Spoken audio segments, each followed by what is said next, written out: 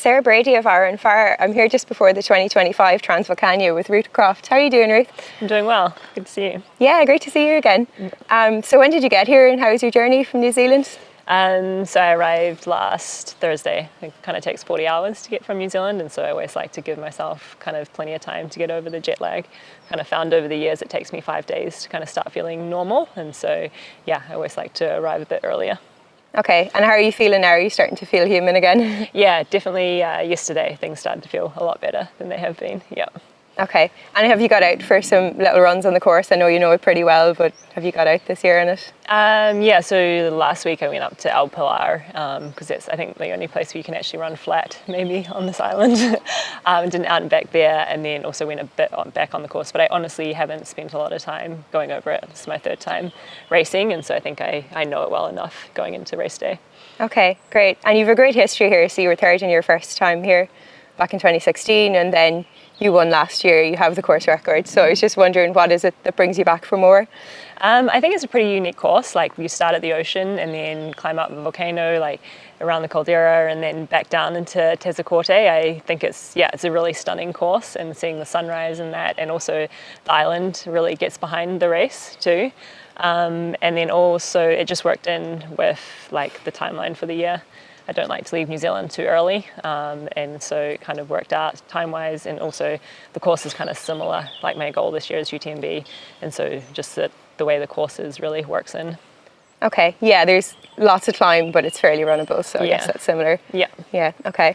And then just to talk about your race last year, so you obviously had a storm where you came away with the course record, and I just seen that you were in the lead for maybe 50k, and then Ida Nielsen caught up with you just at the top, but then you gained a good bit of time on her on the long descent after that. So yeah, from an outside perspective it looked like you had a great race, but how was it for you? I really struggled with the altitude, to be honest, and then the section up to the high point where Ida caught me, I felt like I wasn't moving very well, and definitely, she gave me a fright when I turned and saw her, but I was able to, I still had the legs in the descent, which I think really matters for this race. Like, I think you can lose or gain a lot of places just on the descent because it is quite long, and so I was just pleased that I could pull it together for the last part.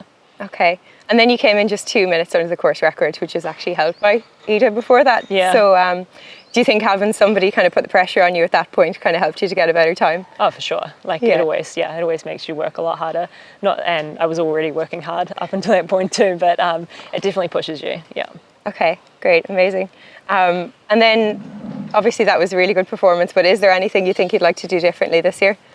I think, every time you come to a race that you've done before, you just want to improve or progress. And so I would like to have a better section, just run better in that section where I struggled last year. So after the El Pilar, there's about, I don't know if it's 8k kind of flat, and then you start climbing again to the high point. And so it's kind of there that I would like to feel better at least.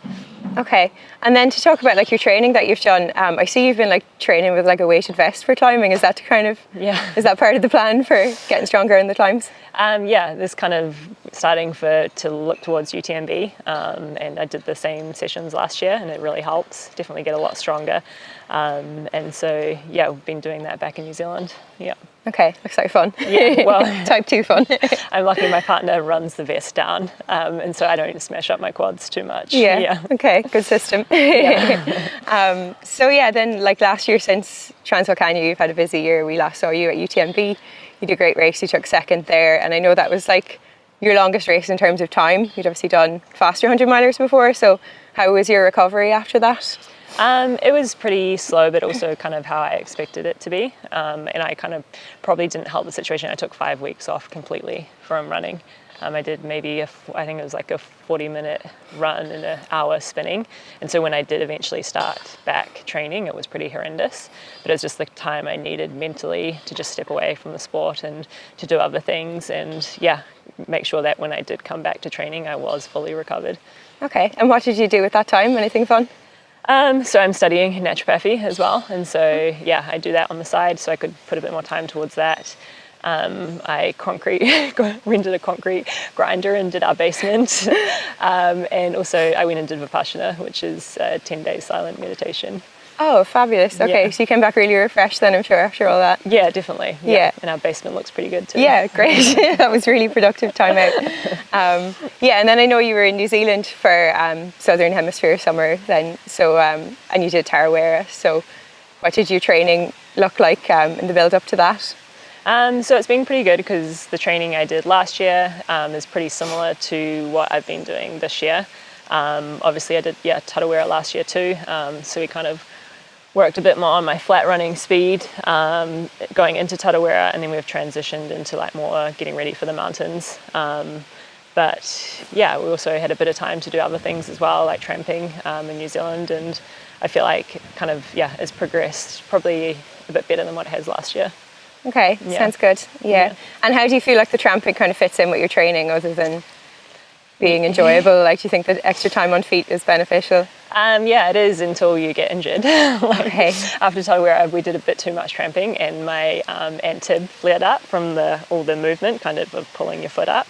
So I actually had to take some time off. So I think it's a fine line between tramping and then making sure it's beneficial for training as well. Yeah. Yeah, I guess it's easy to do too much. Yeah, definitely. Yeah. Okay.